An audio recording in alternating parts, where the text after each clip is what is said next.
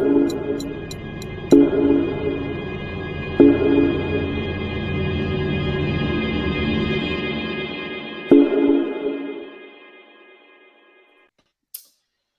chills. How are things going? Welcome to Partner Pulse. Excited to get going with you two today. Today our topic is sales funnels, all things sales funnels, everyone's favorite topic.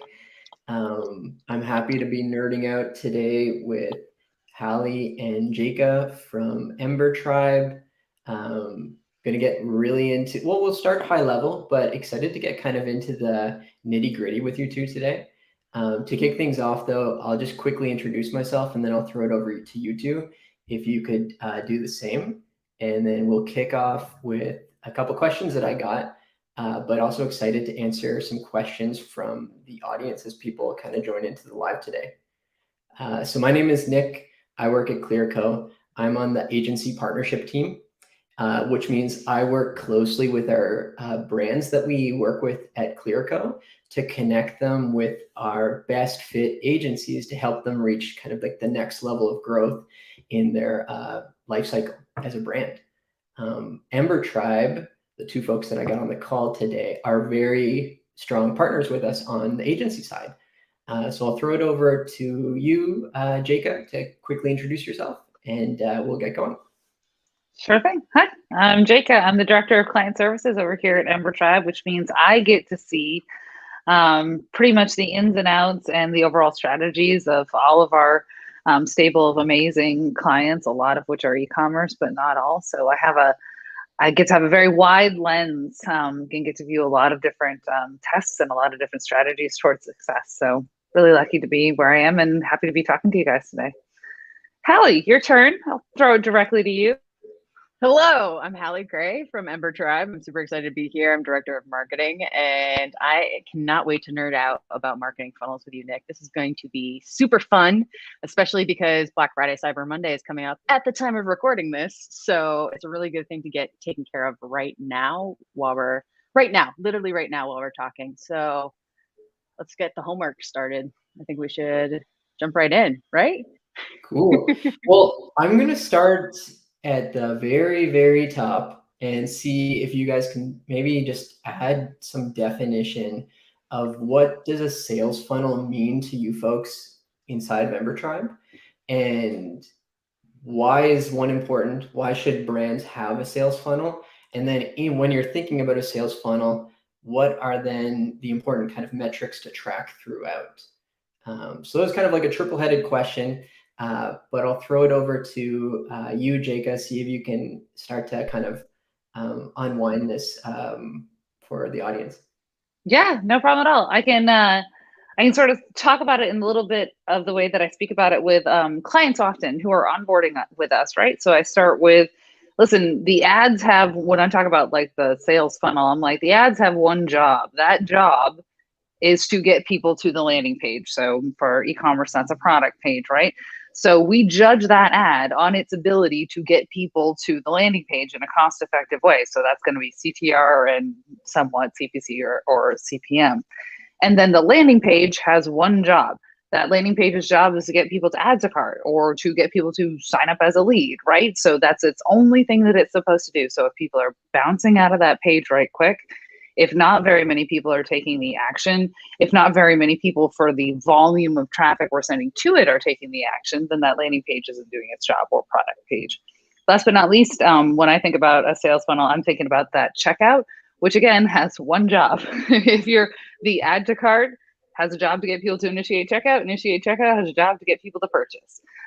So if we are seeing, for instance, heck, only like 25% of people who initiate checkout move forward to purchase, we're not looking way back up here at the ad, like, how can the ad solve that problem? We're looking down here like, okay, do folks not understand what the shipping time is? Are they sticker shocked that they didn't get, a coupon in their email, something along those lines? So that's how I think about a sales funnel and how we sort of diagnose different issues at the point where there is an issue versus just spray and pray. We can hit a solution. How did I do on answering that, Nick? Did I go too high level for you there? No, I think I think that's great. I think generally the idea is like just that, visualize like an old-fashioned funnel that you'd see in your kitchen, right? Like just this upside down triangle, and there's drop off at each one of the stages that you identified, right? So it seems to be that it's about understanding how to diagnose each of those levels in the funnel. Is that right? Is that what you would say, Hallie?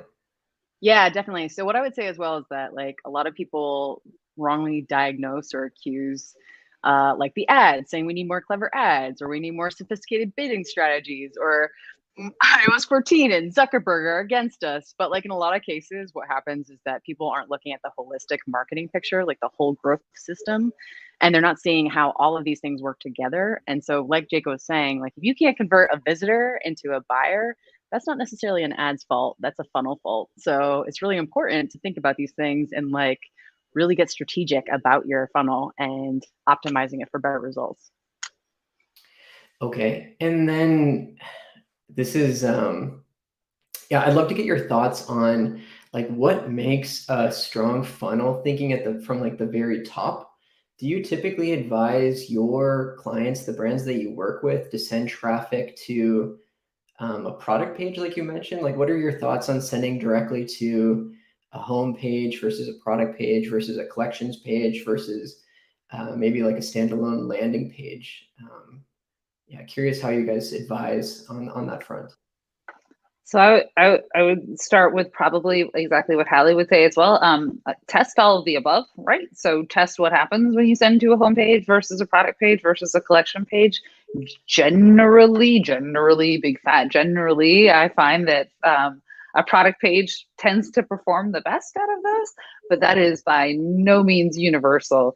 Hallie, I know even in your experience, you absolutely have a times when you don't want to be sending people directly to a product page, not just because it isn't going to be the best converter, but because somebody needs a heck of a lot more education before they're ready for a product page, maybe, right? Do I have that right? Yeah, definitely. I mean, I am 100% behind like sending people directly to the product page, especially if you have a product page that's like been optimized, because you can A/B test like one with a lot more information and a video versus one that just the information with no video.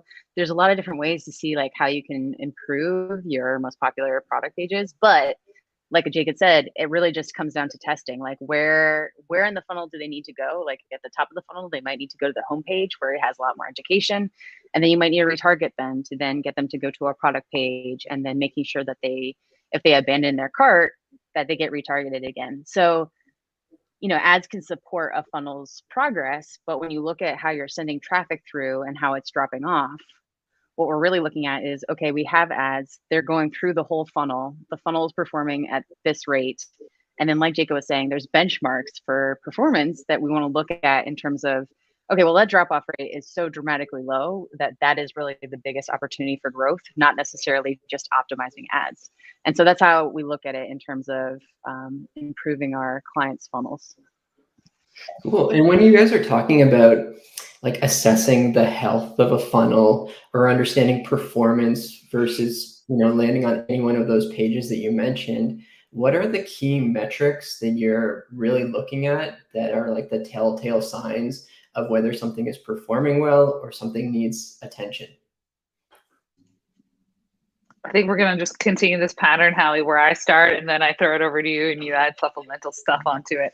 I will say that especially in light of iOS 14, right? In light of iOS 14, one of the most important things that we can do is set benchmarks outside of just what the platform is telling us. So if I'm looking at something like click-through rates, right? I think that my best estimates are comparing click-through rates from, the exact same client or a series of clients who are in a similar situation, right? Similar AOV, similar ad spend, similar revenue, right? So how can I better understand, CTR was not the best example, but anyway, how can I understand this performance as compared to a wider range of performances and not just against where this client has been previously?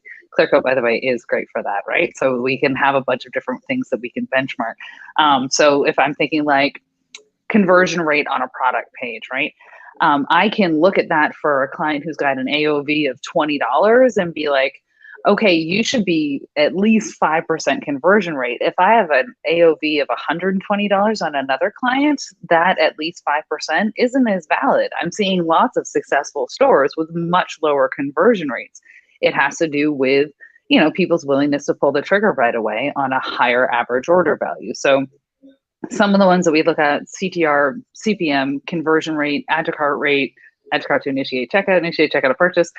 Those are all valid things to look at, and we do. We just have to be careful about looking at them in isolation, right? And Halley, I'll let you take it away with anything else that I missed there, because I feel myself getting into the weeds. I can feel myself getting weedy. I'll step in for just a second there, because I think that's super important what you mentioned, that like all of this alphabet soup of these acronyms that we use, like the marketing jargon, are important in and of themselves, but only in relation to other stores that are similar, right? In terms of like, if it's an impulse purchase versus a very considered purchase, if the AOV is a lot higher, right? Like you're not going to measure conversion rate to a store that has a $10 AOV product, right? It won't be apples to apples. Super good point for doing that benchmarking, and appreciate the plug to Clearco. What Jake is referencing there is inside of your Clearco dashboard, you're actually able to benchmark against the hundreds or tens of thousands of other stores in your vertical that have also connected with us. So it gives you a good sense of like where you sit relative to other stores that are similar to you. I'll throw it over to you, Halley, to kind of round that out, though, if you had some other thoughts on that. Yeah, I mean, I think something that Jake hinted at is that your average order value, your AOV, is, if it's higher, your funnel length, so the time it takes from someone to become a visitor on your site to becoming a buyer, usually increases as things get more expensive. Like you're not going to buy a $10,000, I don't know, wristwatch if you have just like heard about them. It usually takes more education, and it takes more retargeting and value setting and messaging and prep. Like it takes a lot more testing, especially with the way that Facebook has changed their attribution settings. Like this all kind of works together to make sure that when we're looking at how your funnel is operating, we definitely need to be taking into consideration funnel length, like the time from seeing it to conversion. And that's something that really a lot of people don't think about, because they're like, oh, I've heard that other e-commerce stores take like 7 days. And it's like, sure, buddy, but they're $30 products and you're selling a $300 product. So let's add some more time there to give people the chance to like get to know you first before jumping right in, because it's a bigger risk, bigger cost. Yeah, I think from there, this is a natural segue into a topic that I think seems pretty hot these days, like dealing with the changes on the iOS side, and that limited visibility that you have into that attribution window now, right? And curious to see how, or to hear a little bit more from you guys at EmberTribe, how you're addressing this and making sense out of sales funnels performance based off of no longer having that longer click or view window to analyze on the traffic front.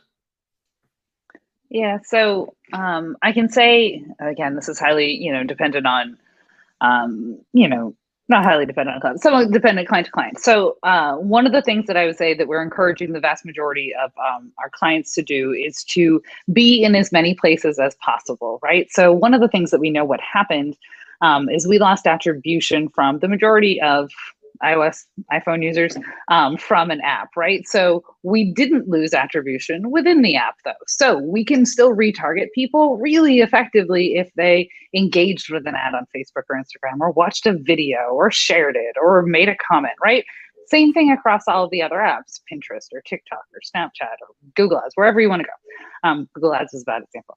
So one of the things we're trying to encourage people to do is to touch people and on a whole bunch of different platforms so that we can continue to watch that journey as far as we can, right? So if you lost them, a couple days ago on Facebook, but you pick them up again on Pinterest, and you pick them up again on Snapchat, and then even better, please get people into your email and your text providers so that we can reach out to them for free, and we don't lose, and there's no attribution loss, right? Like we can always retarget people via text and email. So those are some of the things that we're talking to people about, in order to just, I guess, kind of expand the sales funnel or expand our sort of definition of it.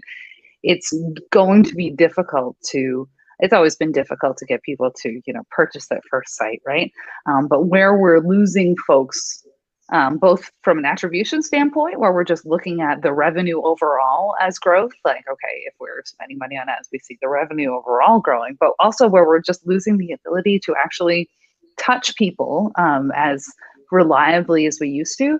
We have to open up the different places where we can touch them so that we can communicate with them throughout, the season and throughout their customer journey. So that's what I would say. Halley's more in the day-to-day than I am. Do you have similar thoughts or different ones? Yeah, definitely. I think when it comes to this sort of thing, because most of the time I spend now in a longer funnel length, the lead gen funnel.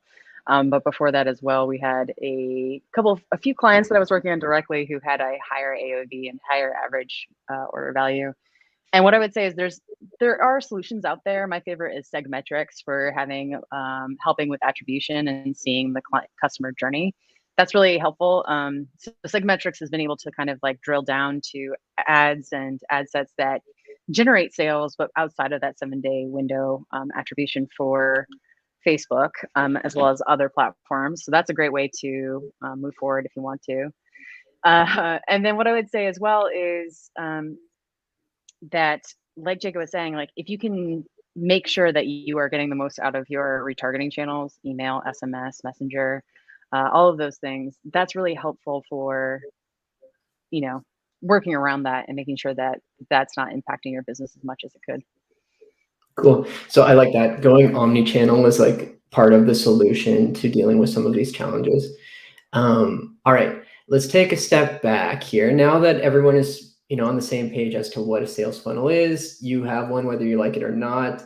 And now we know some of the key metrics that you're looking at when you're trying to assess the health of a sales channel or sales funnel rather. What do folks do with that data now that they're beginning to collect it and kind of inspect it, I guess? Typically people talk about testing, like going hand in hand with understanding your sales funnel.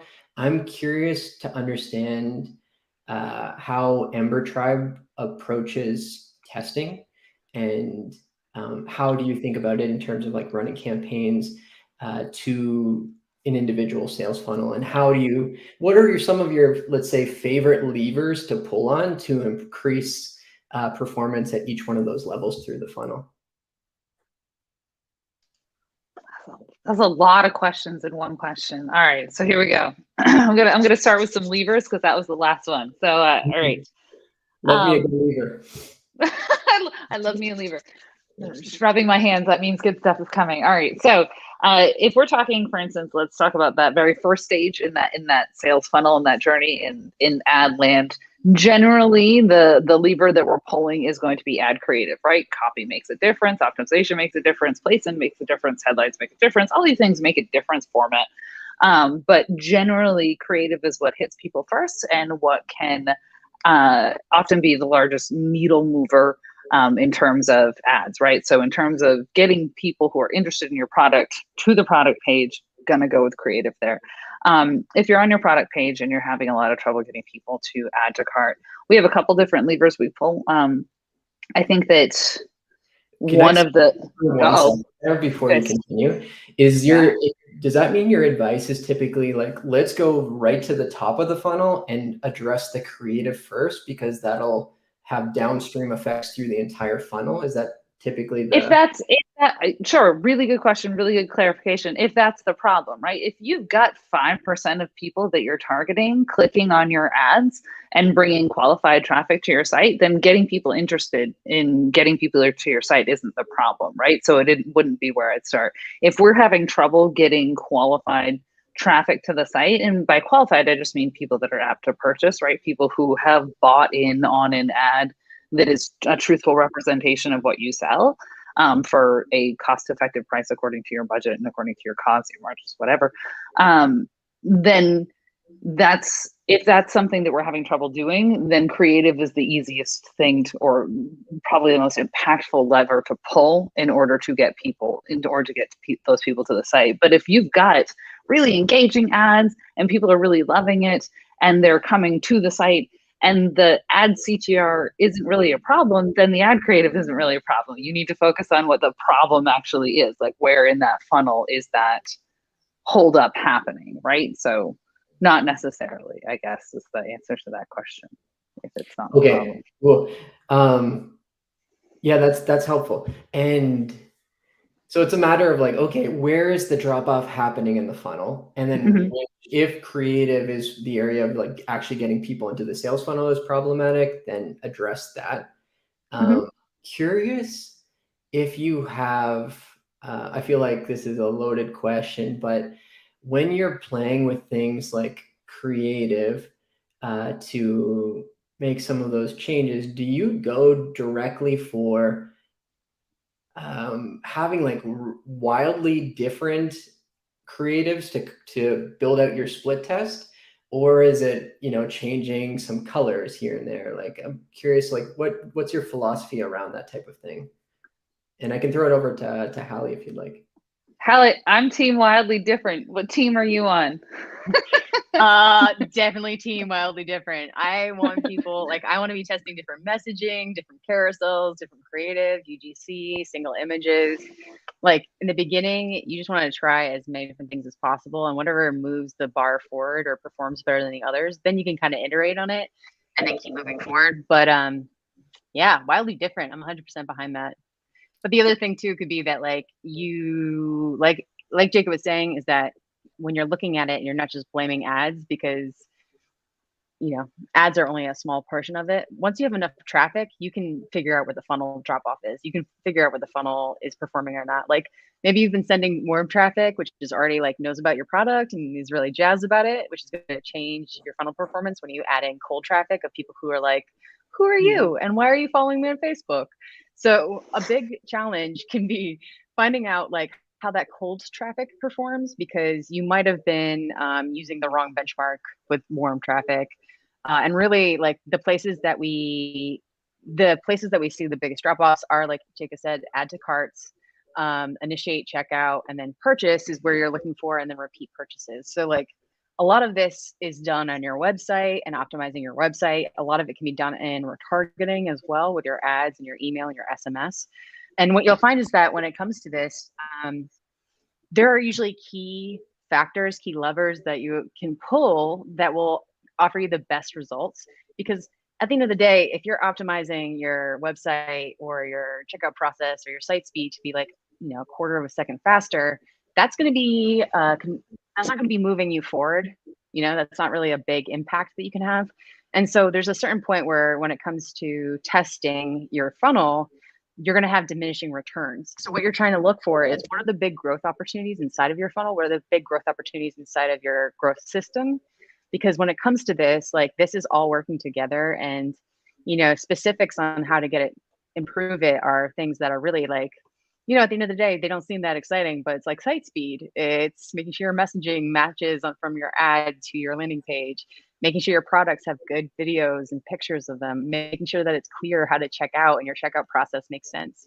So I could nerd out about this for ages, but is that the answer to your question, Nick? Because yeah, I went on a tangent. Yeah. I'd just say yes. You know, like I mentioned earlier, there's all of these acronyms that we've listed, and then understanding like the full, you know, top to bottom of your funnel. And I think a lot of people can get this kind of analysis paralysis of like, where do I begin, right? Like, what do I test first? How do I actually action on any of this? And I'm super happy that you went straight to like creative is gonna, you know, move the needle the most. It's the most like likely culprit or opportunity to find improvement. And then it becomes the smaller stuff. Like you mentioned, like site speed is not a small thing. It's like huge, but you know, there's a hierarchy of things that you approach when you're making these changes. But maybe speak to that a little bit. Like when you are executing, you know, you choose one of these variables to test in your sales funnel. Do typically, yeah, and I guess, I'm also on team like wildly different. But does that mean changing all of like a number of different variables, or do you like to isolate one variable, or do you typically run a number of tests at once? Just curious if you can kind of, show us a little bit of the EmberTribe playbook there. I think people would be curious to kind of learn more about what is the smartest way to efficiently capture this data to make some big decisions in terms of where they're moving their budgets. Yeah, I don't know if I feel like just opening up a playbook here, but no, I kid.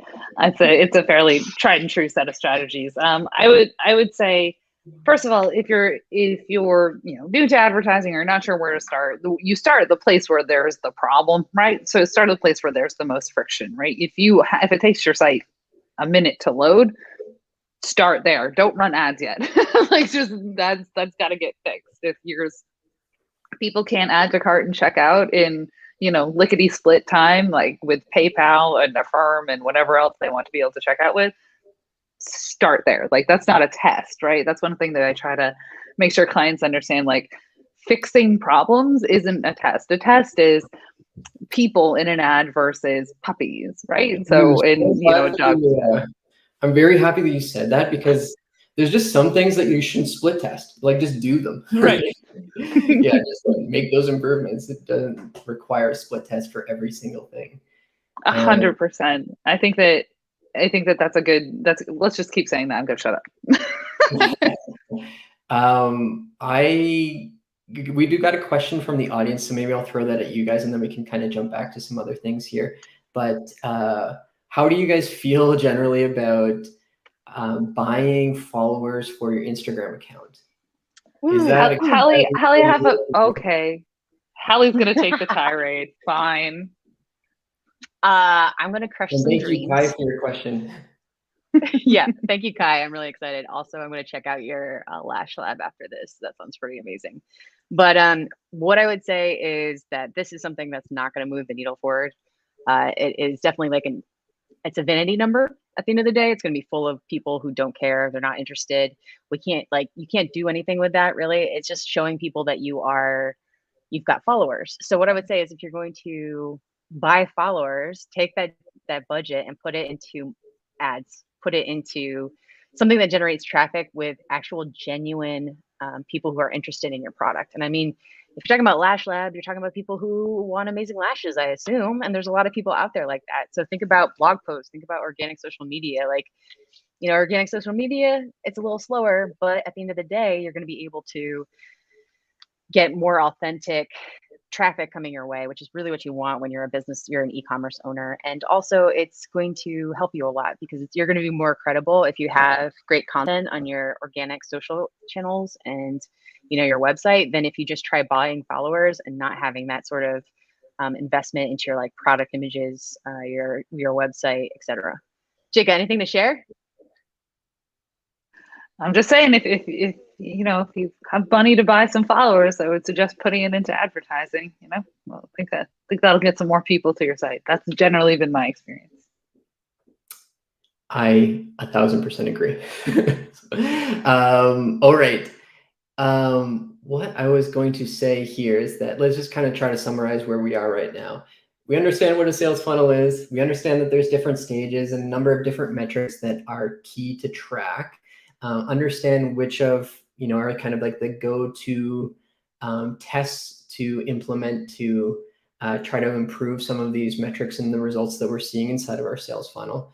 How now, like with maybe some of those split tests in mind, let's say around creative or headlines on the page and things like that, what is the next step when you actually want to begin running a split test, against a number of these elements in your sales funnel? And what is your process around making decisions in terms of, yes, A is a winner versus a variant B? Yeah, I can, Halley, I'll take that from the ads perspective. You want to take it from the page perspective afterwards? Does that work for you? Sweet deal. So generally, if you're trying to test, like, let's say you fixed all the broken stuff on your page and your site speed and your checkout process, all that, it's all fixed. Nothing's a red flag any longer. You want to start testing what kind of ads work for you. Generally, we like to say that I mean, absolutely start with a goal in mind, start with a realistic, reasonable goal. I want to get to a 2% CTR on these ads, or I want to get to a $10 CPM cost per mil. That's how much it costs to reach 1,000 people in that audience, right? So start with a goal in mind. I would say if you want to go by a time base, give yourself 2 weeks to look and see how that performs over 2 sets of weekdays and 2 sets of weekends. Or you could give, I would say, and not necessarily, or give yourself, 5 to 10,000 impressions on that ad, on those, split ads before you decide to make a decision. Your budget can vastly affect this, right? Maybe you have a kind of budget where you're getting $30,000 impressions in a day. That's fine too, but you need to allow for the time as well. So impressions isn't by itself a great measure. Time is by itself isn't a great measure. The both together will give you the data you want that would be reliable to work with from an ads perspective.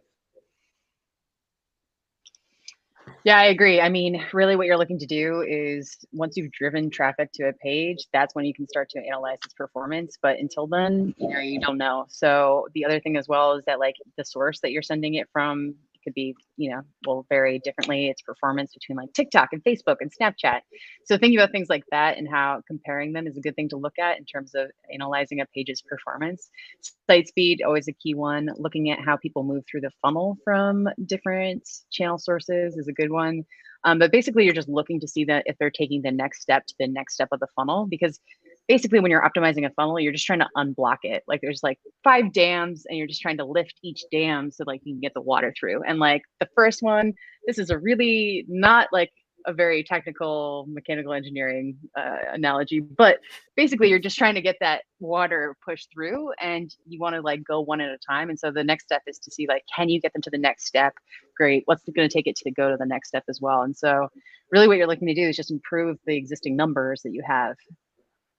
Yep. I like that. Where can you remove friction along the path, right? And if you can take down the number of steps too, that's a good way to test as well. One quick kind of follow-up question on what you mentioned there, Halley, is it often the case that you'll see different performance on the same sales funnel through different channels? Yeah, that's what I found in my accounts is that you'll have different performance for like, you might have a higher add to cart rate if the traffic's coming from like Pinterest. Whereas if it's coming from Facebook, you must have a higher drop off in the initiate checkout. Whereas from like TikTok, you might have a higher drop off from the platform to the landing page. So yeah, it does actually differ a bit between channels. It definitely gives you a wider perspective on how your funnel performs, but then I would try to look at like, can you optimize for that specific channel?